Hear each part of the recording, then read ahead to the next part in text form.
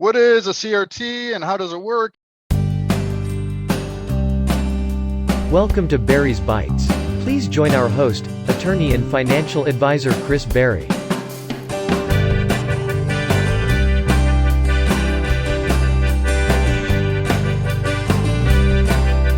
What is a CRT? Could be a lot of things, but in this situation, CRT stands for Charitable Remainder Trust.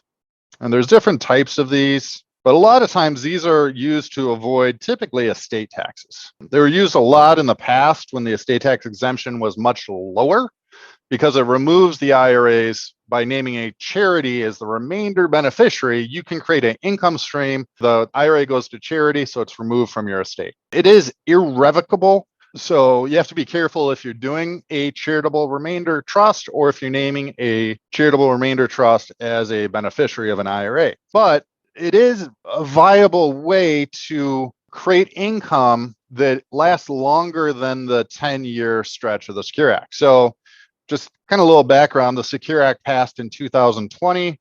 And the big thing that it said is that any IRAs prior to the Secure Act, you could stretch out, if you inherited an IRA, you could stretch out the payments and the tax over your lifetime. But what the Secure Act said is now if you inherit an IRA, all the taxes have to be paid within 10 years.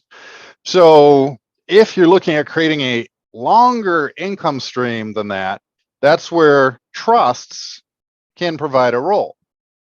Now the taxes have to be paid, but with a trust, you could pay the tax in the IRA, but then maintain a longer income stream. So if you're just looking at kind of stretching out the payments to a beneficiary, we don't necessarily need to use a charitable remainder trust. We can use any type of trust, but we would just have to pay the tax within 10 years. That doesn't mean that everything has to be distributed to the beneficiary within 10 years. So again, we're just focusing on what is the goal.